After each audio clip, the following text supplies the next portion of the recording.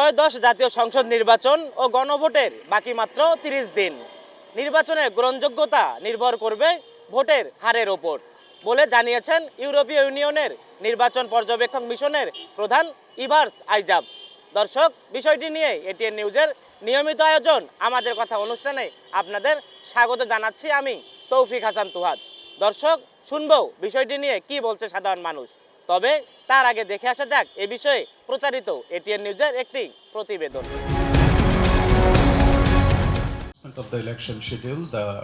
আগামী জাতীয় নির্বাচন পর্যবেক্ষণ করতে বাংলাদেশে আসা ইউরোপীয় ইউনিয়নের পর্যবেক্ষক মিশন রোববার দুপুরে সংবাদ সম্মেলন করে ঢাকার একটি হোটেলে।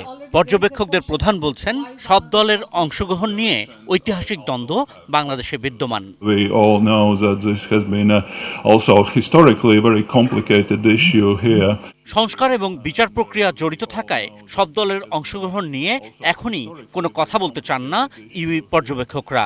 Regarding the issues of national reconciliation and transitional justice, we are not going to comment on these issues, but of course we are going to pay attention to it.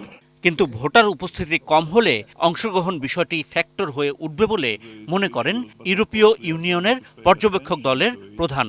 As long as it makes an impact on the election, on the turnout, on things like that. So we are not here to comment on the historical context of these elections, but of course we know about that and we take it into account.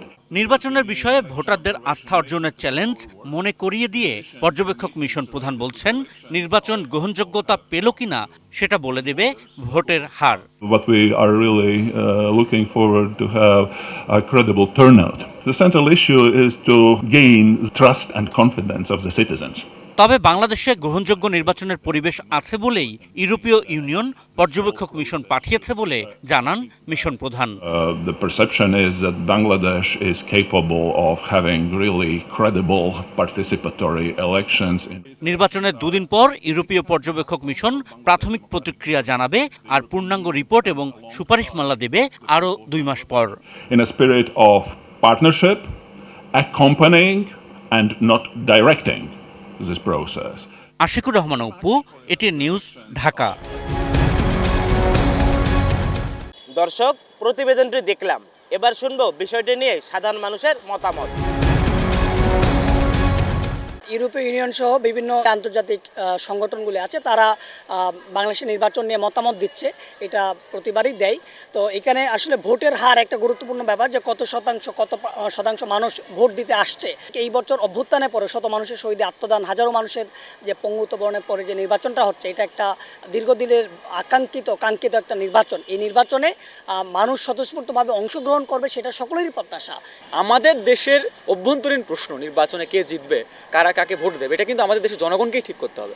এটা কিন্তু ইউরোপীয় union বা অন্য কোনো সংস্থার মতামতকে আমরা এটাকে করি না, কিন্তু আমরা মনে করি যে জনগণের যে মত প্রকাশ, এটা কিন্তু সরাসরি ভোটের মাধ্যমেই এটা হয়। বিশ্বব্যাপী তো আসলে অনেকগুলো শক্তি আছে, তো তারা বিভিন্ন মতামত দিতে পারে, কিন্তু আমি মনে করি যে দেশের শক্তি মানে আমাদের দেশের জনগণ সিদ্ধান্ত নেবে যে আসলে এখানকার নির্বাচন সম্পর্কিত। আমরা এর আগেও দেখছি যে আমেরিকা যুক্তরাষ্ট্র এইখানে নানান ধরনের নিষেধাজ্ঞা দিচ্ছে, এটা করছে ওটা করছে। আমরা মনে করি একটা স্বাধীন দেশের অভ্যন্তরের যে কোনো সিদ্ধান্ত সেই দেশের নাগরিকদের হাতেই ছেড়ে দেওয়া ভালো। ফলে ইউরোপীয় ইউনিয়ন তার মতামত দিতে পারে, কিন্তু আমার মনে হয় আমাদের দেশের জনগণই শেষ কথা। ইউরোপীয় ইউনিয়ন বিগত সময়ে তারা দেখছে যে সাধারণ জনগণ নির্বাচনের গ্রহণযোগ্যতা নাই, তার জন্যই প্রশ্ন করছে যে বর্তমান নির্বাচন কমিশন কি সেই নির্বাচনটা গ্রহণযোগ্য করতে পারবে কিনা। তাই আমরাও আশ্বাস করি ইনশাআল্লাহ যে বাংলাদেশে 2টা ভোট হবে, একটা হলো জাতীয় সংসদ নির্বাচন আর একটা হলো গণভোট নির্বাচন। এই 2টা ভোটটা যেহেতু হবে একই দিনে, তো আমরা আশা করি ইনশাআল্লাহ গণভোটটাও মানুষ সুষ্ঠুভাবে দিবে। নির্বাচনে কত মানুষ পার্টিসিপেট করছে এটা একটা বড় ব্যাপার।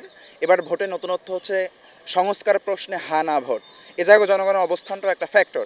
আমি মনে করি সরকার যদি নিরাপত্তা যে অবস্থা আছে এটাকে যদি নিশ্চিত করতে পারে, জনগণ আসলে উন্মুখ হয়ে আছে, কারণ বিগত 17 বছর কিন্তু আমরা ভোট দিতে পারি নাই। আমরা ভোট দিতে চাই, কিন্তু এখন সরকারকে নিশ্চিত করতে হবে ভোট কিন্তু আমরা ঠিকমতো যেতে পারবো কিনা, সেই নিরাপদ পরিবেশ থাকবে কিনা। ব্রাহ্মণবাড়িয়া থেকে আপনাদের সবাইকে স্বাগত জানাচ্ছি। আমি পীযূষ কান্তি আচার্য। ইউরোপীয় ইউনিয়নের নির্বাচনী পর্যবেক্ষক দলের প্রধান বলেছেন, নির্বাচনের গ্রহণযোগ্যতা নির্ভর করবে ভোটের হারের উপর। এ বিষয়ে শুনব সাধারণ মানুষের কথা। আসন্ন ত্রয়োদশ জাতীয় সংসদ নির্বাচনে যদি যথেষ্ট সংখ্যক যদি ভোটার যদি উপস্থিতি না থাকে, অবশ্যই এটা একটা প্রশ্নবিদ্ধ হবে। আর আমরা অতীতে দেখেছি আজকে গত 17 বছর যাবৎ আমরা যে এই ভিতরে যে নির্বাচন হয়েছে, ভোটার উপস্থিতি খুবই কম ছিল এবং এটা একটা প্রশ্নবিদ্ধ নির্বাচন ছিল। তাই আমরা চাই এবার যথেষ্ট পরিমাণ ভোটার উপস্থিতি থাকুক, একটা উৎসবমুখর পরিবেশে একটা নির্বাচন হোক। ত্রয়োদশ নির্বাচন আসলে খুবই অংশগ্রহণমূলক একটা নির্বাচন হতে যাচ্ছে। যদি ভোটার উপস্থিতি না থাকে তাহলে তো আর আমরা ওই অংশগ্রহণমূলকটা হবে না। যদি ইউরোপিয়ান ইউনিয়ন যদি পর্যবেক্ষক হিসেবে থাকে তাহলে এটা হচ্ছে উপস্থিতির হারটা আসলে ইলেকশন ইঞ্জিনিয়ারিং বা উপস্থিতির হার মিডিয়ার মাধ্যমে বেশি দেখানো বা এটা আর করা যাবে না। একটা গ্রহণযোগ্য নির্বাচন করতে গেলে ভোটারদের উপস্থিতি নিশ্চিত করাটা খুবই জরুরি। এখানে উৎসবমুখর পরিবেশ যদি না হয় বা এখানে মানুষের যদি ভোটারদের মধ্যে যদি কোনো ধরনের ভয়ভীতি থাকে, পেশি শক্তির প্রদর্শন যদি কেউ করে, তাহলে ভোটারদের উপস্থিতি হওয়ার সম্ভাবনা কম থাকবে। কারণ আমাদের অর্ধেকের চেয়ে বেশি ভোটার হলো নারী। এই নারীরা যদি ভোট কেন্দ্রে যদি কোনো ধরনের ঝামেলা হয় তাহলে আমাদের নারীদের উপস্থিতি কমে যাবে। এইগুলো ঠিক রাখার জন্য আইনশৃঙ্খলা বাহিনীকে কঠোর হতে হবে। নির্বাচন কমিশনকে যে লেভেল প্লেয়িং ফিল্ড এটা নিশ্চিত করতে হবে এবং যে নির্বাচন কেন্দ্রিক যে সহিংসতা হানাহানি এই জিনিসটা যেন না হয় এবং এই অবৈধ অস্ত্রর ব্যবহার এগুলো যদি নির্বাচন কমিশন নিয়ন্ত্রণ করতে পারে নির্বাচনের আগে, তাহলেই কেবল ভোটাররা আগ্রহী হবে। তখন ভোটারদের অংশগ্রহণ একটা সফল এবং সার্থক নির্বাচন অনুষ্ঠিত হবে। নির্বাচনের গ্রহণযোগ্যতা নির্ভর করবে ভোট প্রদানের হারের উপরে। ইউরোপীয় ইউনিয়নের এই মন্তব্যের প্রেক্ষিতে মাদারীপুরের সর্বস্তরের মানুষ কি ভাবছেন তা তুলে ধরছি আমি জহিরুল ইসলাম খান। ভোটের যদি কম পড়ে, ইউরোপ ইউনিয়ন বলছে, কথায় যথেষ্ট যৌক্তিকতা আছে, কিন্তু বিষয়টা হচ্ছে এখানে বাংলাদেশে বড় একটা দল আওয়ামী লীগ যেখানে নাই, সেখানে তারা নির্বাচনে অংশগ্রহণ করতে পারতেছে না, তবে ভোটের অংশগ্রহণ তো কমই হবে, এটাই স্বাভাবিক। আর আমি আশাবাদী, আমি আশা করি এবছর ইনশাল্লাহ নিরপেক্ষভাবে সুস্থ নির্বাচন হবে। একটি ভোটে সেখানে কতজন ভোটার অংশগ্রহণ করলো সেই বিষয়টি অবশ্যই গুরুত্বপূর্ণ। এই কারণেই যে আমি যদি আমার ভোটের মাধ্যমে যোগ্য প্রার্থী খুঁজে পাই, সেক্ষেত্রে অবশ্যই আমি ভোট কেন্দ্রে যাব। আর যদি আমার উপযুক্ত প্রার্থী আমি না পাই, সেক্ষেত্রে আমি তো ভোট কেন্দ্রে যাব না। দর্শক, এটিএন নিউজের নিয়মিত আয়োজন আমাদের কথা অনুষ্ঠানে এই ছিল আজকের পর্ব। আজকের মতো বিদায় চেয়ে নিচ্ছি আমি তৌফিক হাসান তুহাদ। দেখা হবে নতুন কোনো পর্বে নতুন কোনো বিষয় নিয়ে। ততক্ষণ পর্যন্ত সুস্থ থাকুন, নিরাপদে থাকুন, চোখ রাখুন এটিএন নিউজের পর্দায়।